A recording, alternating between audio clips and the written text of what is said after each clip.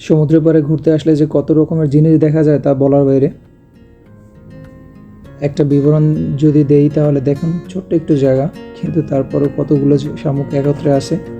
এক একটা শামুক এক এক ধরনের, একটার সাথে আরেকটা মিল নেই বললেই চলে। যাই হোক, আপনাদের আজকে টার্টলের কিছু আপডেট দেই, চলুন। আসসালামু আলাইকুম, আশা করি সবাই ভালো আছেন। নতুন আরেকটা ভিডিওতে আপনাদের স্বাগতম জানাচ্ছি। আমার সামনে একটা টার্টল দেখতে পাচ্ছেন, আর কিছুটা দূরে আরেকটা দেখা যাচ্ছে।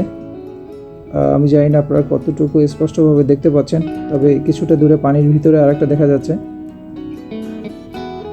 আস্তে আস্তে উপরে চলে আসতেছে, কারণ সারাদিন এরা খাদ্যের সন্ধানে ছিল, আর এখন সন্ধ্যা হয়ে আসছে, এই কারণে নিজেদের বাসস্থানে চলে যাচ্ছে।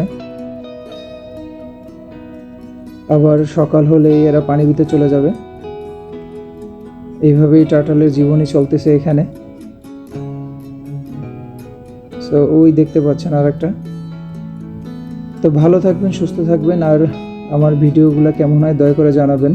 আমি একজন নতুন ইউটিউবার, সো ততটা ভালো অভিজ্ঞতা নাই, তবে যতটুকু পারি, যতটুকু সম্ভব তা দিয়ে বানানোর চেষ্টা করতেছি আর শিখতেছি এখনও।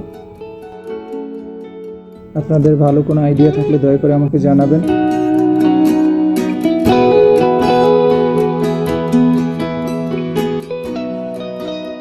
আজকে এই পর্যন্তই। আল্লাহ হাফেজ।